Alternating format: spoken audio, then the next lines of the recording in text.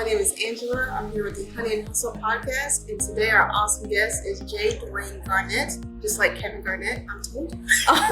He owns the awesome nonprofit Love is a Parable here in the Triangle, and I can't wait for you guys to hear more about him and what he does. Thank you so much, Angela. And then thank you for having me on this show. Absolutely. And a dope setup. So I got to give you all those props at one time. Yes, Venture X. Shout out to the awesome space here. Yeah, it's gorgeous.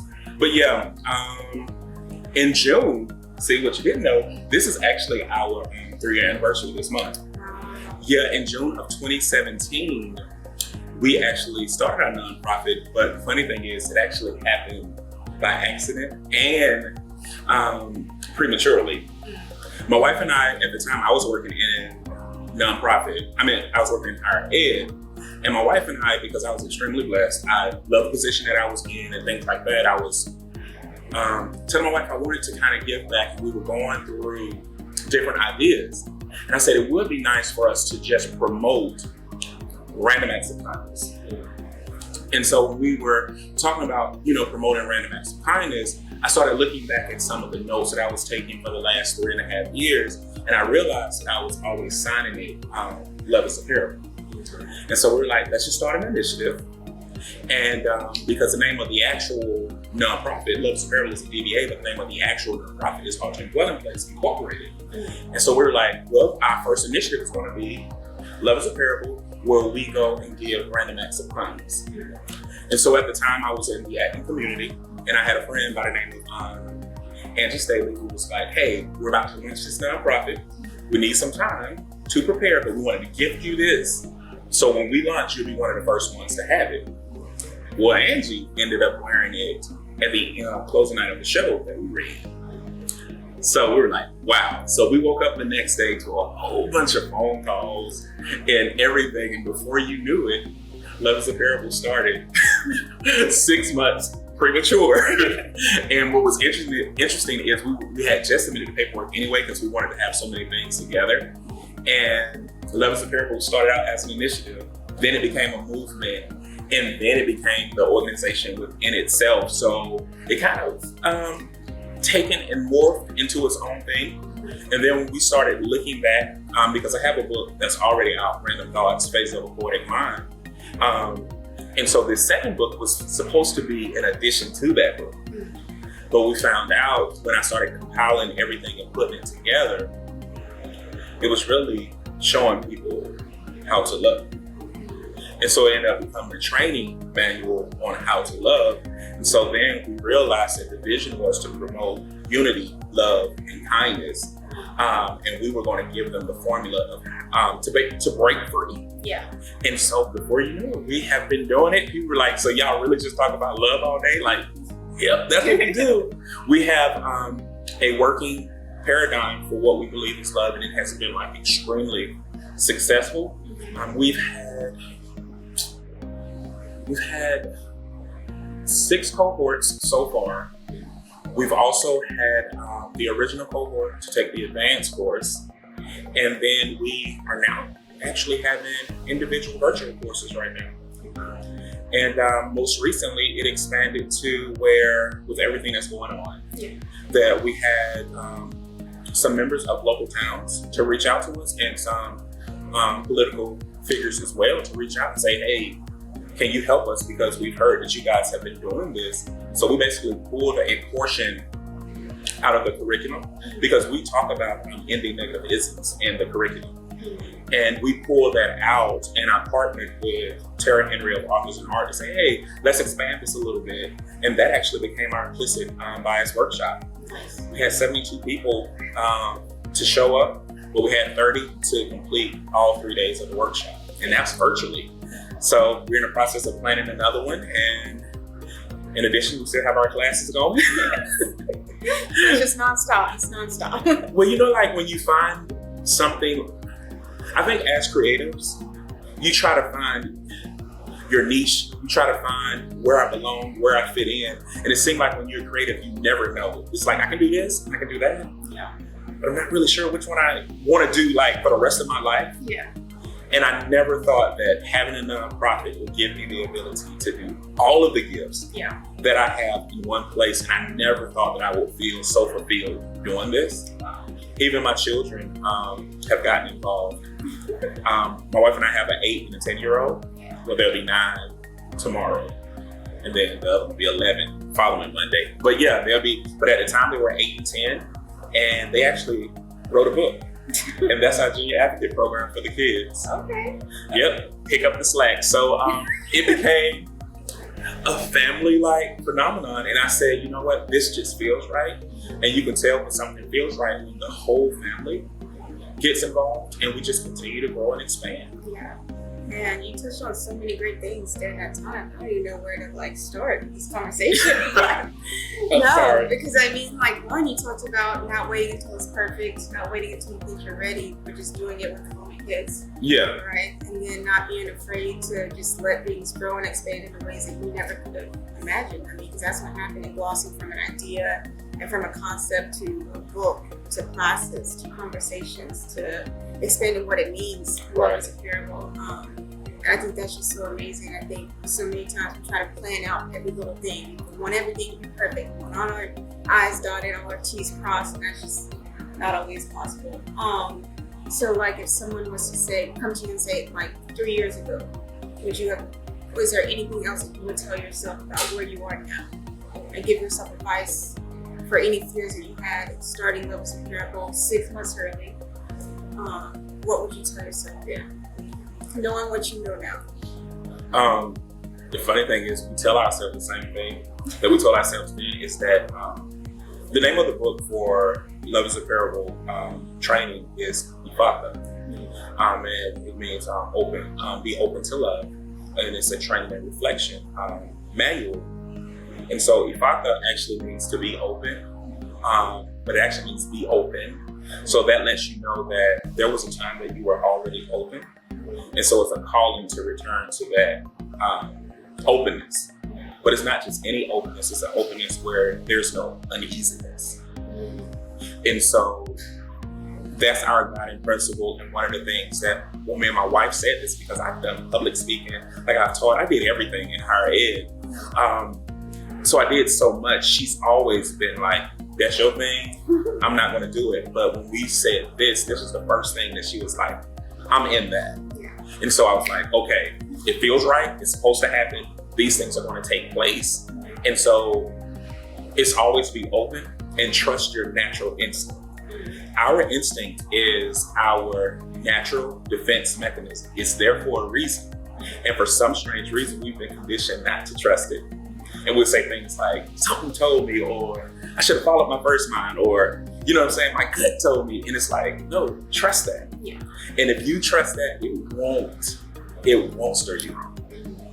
And so that's one of the things that I find myself returning to, because even though I was a public person, I was also private, meaning I controlled what I was allowing people to see.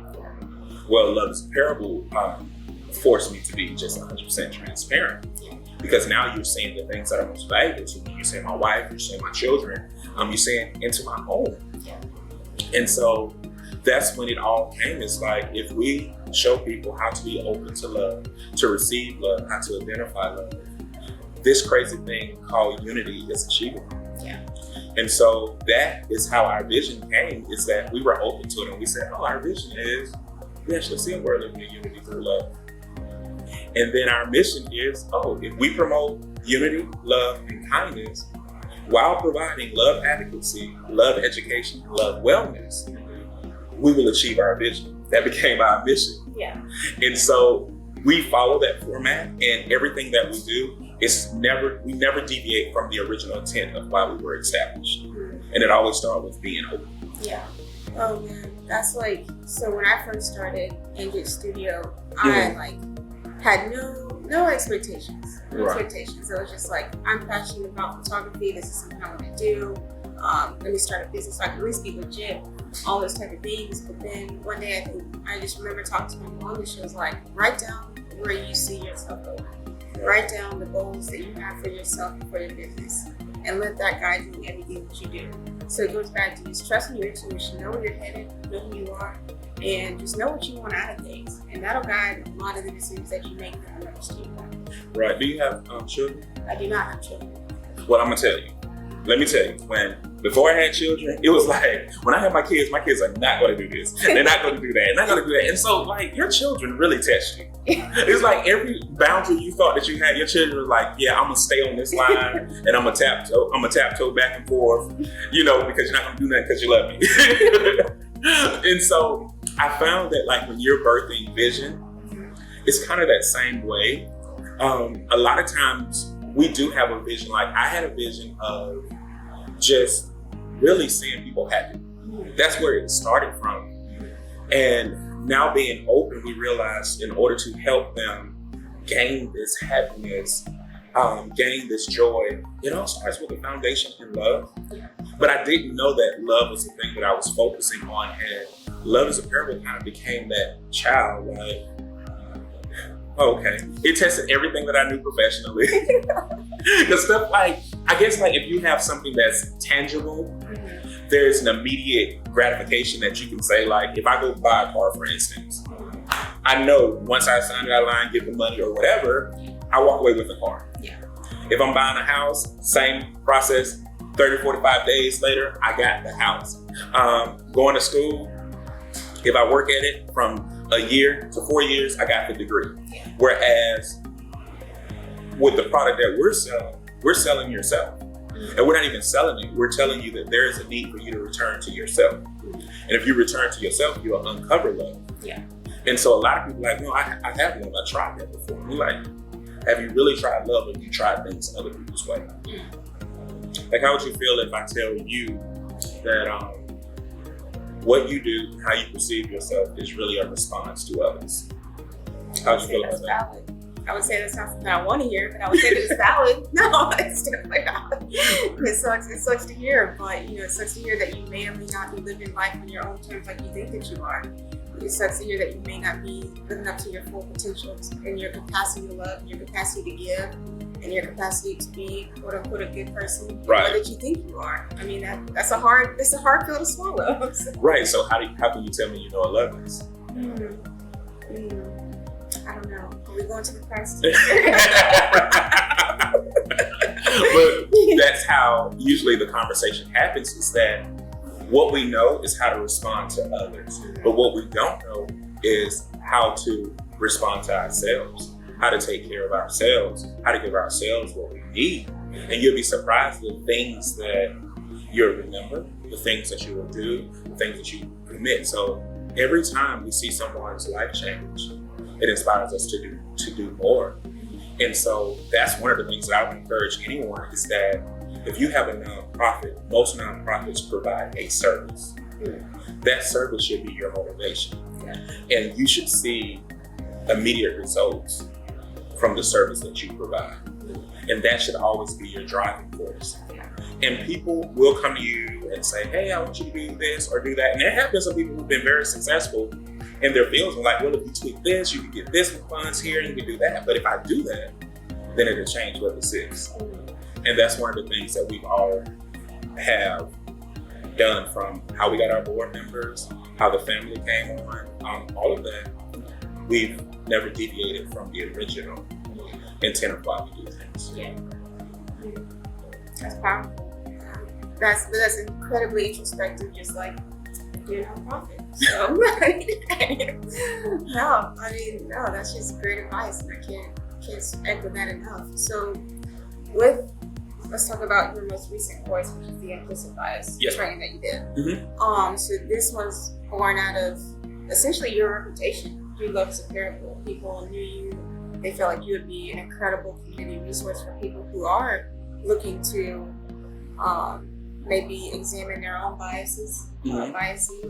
I'm not sure. Biases. You didn't say it right. Okay, cool. I'm not that good at English, so but people that are looking to ism or ness on it anytime, and it becomes a word instantly. I learned that long. You did biasness or biasms. You like a word. Irrefutable. English lesson for today.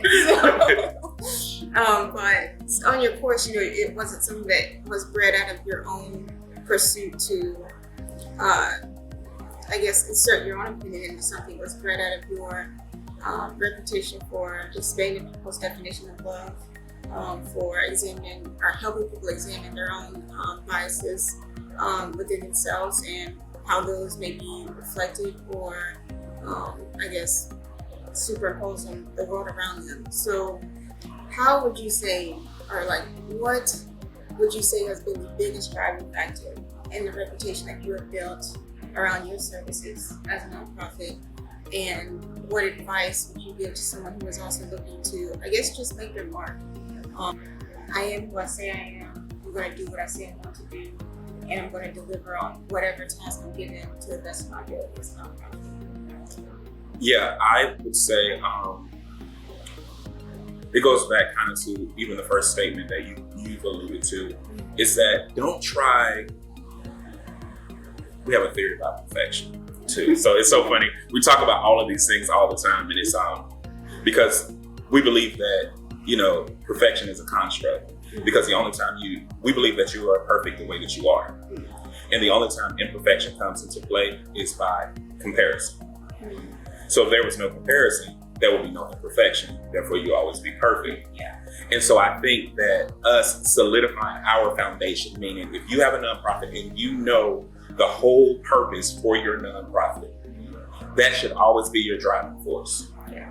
Anytime you find yourself deviating from your driving force, that's when it's time to reassess and reevaluate. So the first thing is making sure that you're always staying true to yourself. And in order to be true to yourself, you have to do a lot of confrontation. And realize that if you're going into an area, there are going to be people who challenge me, and we make assumptions a lot. And one of the assumptions, in my 19 years of working in higher ed, I never was challenged. Whereas I found in nonprofits, I was challenged. And then it was the first time my wife and I both had to say, oh, no, we have degrees in this. Like, not only did we go to school for this, meaning because my undergrad is therapeutic rec with a minor in music and community rec, but my master's in health services administration. So I worked in behavioral health, and then I worked with adolescent psychosocial and drug addiction disorders for a while. But I also worked in higher ed, so you have the andragogy and the pedagogy experience and the behavioral health experience that comes into play. My wife also has her master's in health services administration, and her master's helps